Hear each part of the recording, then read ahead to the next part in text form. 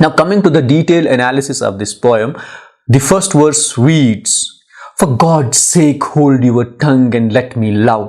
This is the abrupt beginning of this poem. And that was a characteristic of these metaphysical poets. They would not introduce the theme politely and then develop that theme. They would begin, as abrupt as they can. And it's also an imperative sentence. He is angry at someone. किसी पे गुस्सा, उसको कह रहा खुदा के लिए अपना मुंह बंद कर. Such is the tune of this poem. For God's sake, hold your tongue. खुदा के लिए 2 मिनट तो चुप बैठ, 2 मिनट तो खामोश बैठ, 2 मिनट तो अपना मुंह बंद रख, अपनी जुबान बंद रख, and let me love. Don't create obstacles in my path. Aside my palsy or my gout, my 5 gray hairs are ruined fortune flout. और अगर तुझे बुरा भला कहना है तो there are many things on which you can say bad things to me.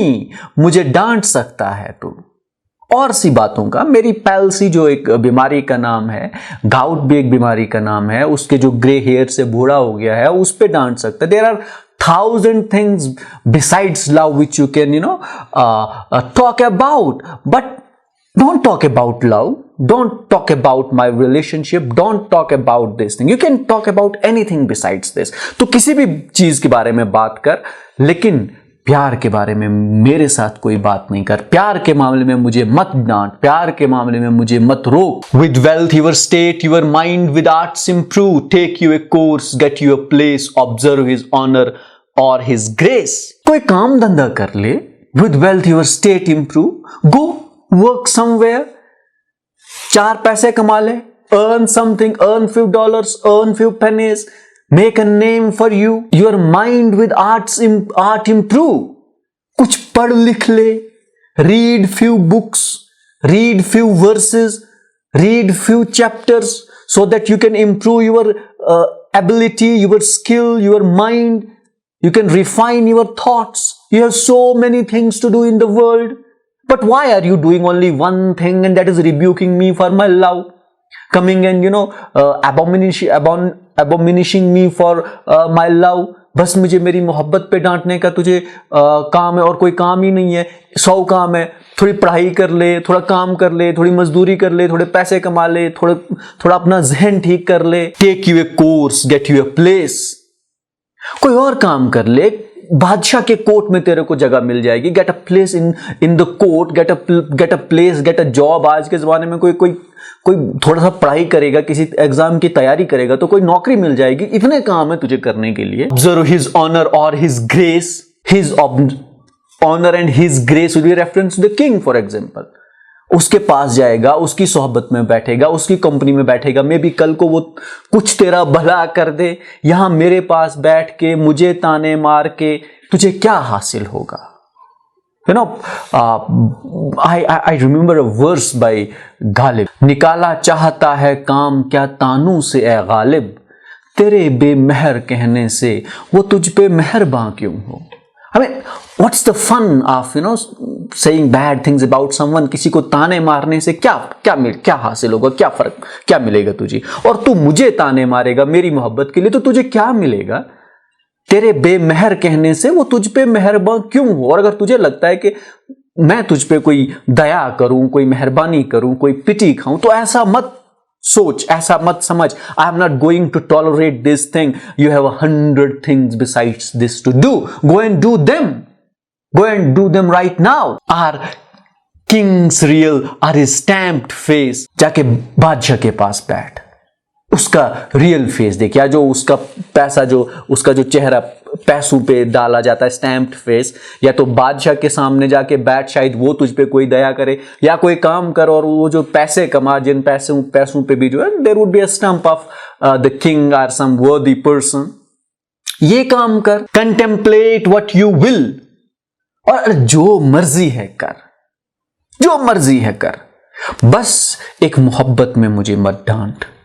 हमारे बीच मत आ, या मेरे बीच. उसके अलावा तुझे जो करना है कर. मैंने तेरे को 10 ऑप्शंस दिया. I have given you 10 options that you can do. Whether you want to do anything amongst those 10 options और you want to choose something else, that's your choice. But For God's sake, hold your tongue and let me love. So you will let me love. कुछ भी कर ले, और जब तू when you will divert your mind to some other activity, to some other act, it is only at that time, at that place, that you will allow me to love. Now that was the first stanza of this poem, and as we read that, it's full of anger, it's full of passion. The poet here is angry with someone, and he is very passionate about his love, and addressing him in a very harsh tone, full of anger. He tells him that you should do anything. I can give you 10 options. If you have to rebuke me for my palsy, for my gout, for my 5 gray hairs, for my weakness, for anything, but not for love. And if you are not going to rebuke me for that, go and do something else. Do some job, earn some money, read some book, refine your thoughts, be with the king, go in the court. You can do hundreds of things, and at the end he says, contemplate what you will. जो करना है कर, लेकिन मुझे मोहब्बत करने दे. Let me love. That was the first stanza of this poem. A perfect example of metaphysical poetry. The tune of this poem is what John Donne was known for. Coming to the second stanza, it reads, alas, alas, who is injured by my love? What merchant ship have my sighs drawn? Who says my tears have overflowed his ground? यार खुदा के लिए tell me someone, मेरी मोहब्बत करने से किसी का क्या नुकसान हुआ? Who is injured by my love? मैंने किसको परेशान किया? मैंने किसको तंग किया? मेरी मोहब्बत ने किसे परेशान किया? मेरी मोहब्बत ने किसे तंग किया? किसका नुकसान किया? What merchant ship have my sighs drawn? मैं आहें भरता हूं, लेकिन मेरी आहों से कौन सा समुद्र में तूफान खड़ा हो गया और कौन सी गई? Which ship has been drawn by my sighs? Hyperbolic we call it, metaphysical trait we call it. वो दाग दहलवी का एक शेर याद आया, कलेजा मेरे मुंह को आएगा एक दिन, यूं ही लब पे आहो फुगा आते आते. There would come a day, when my heart will come in my mouth. जिस तरह की मैं आहें भरता हूं, कलेजा मेरे मुंह को आएगा एक दिन, यूं ही लब पे आहो फुगा आते आते. और अगर मैं साइज लेता हूं, आहें भरता हूं, तो मेरी आहों से कौन सी कश्ती डूब गई? कौन सा समुद्र में तूफान खड़ा हो गया? Who says my tears have overflowed his ground? या कोई शिकायत लेके आया तुम्हारे पास कि मेरे आंसू बहाने से एक फ्लड आया, एक टेम्पेस्ट आया, एक तूफान आया, and that flood has overflowed his ground? Has someone complained it? Has someone said anything regarding it? ऐसा किसी ने कुछ नहीं कहा, तो फिर मुझे डांटना क्यों?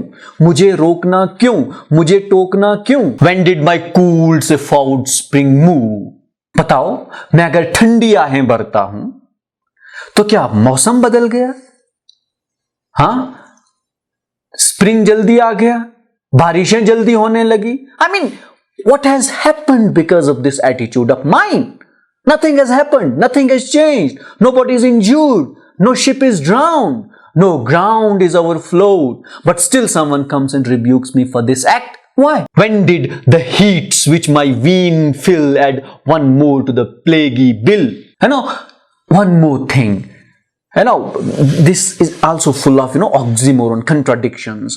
Cooled eyes with veins full of heat. मेरी मोहब्बत की गर्मी से, तपिश से किसको बुखार हो गया? Plaguey bill, plague was one of the worst disease which England hit back then. It hit England and during the Chaucer's times also, and during Donne's time also. But he says that has it increased the number of patients? मेरी गर्म आहों की वजह से क्या प्लेगी bill में कोई बंदा मजीद add हुआ? किसी को यह बीमारी लगी, कोई मरा? Soldiers find war and liars find out still litigious man.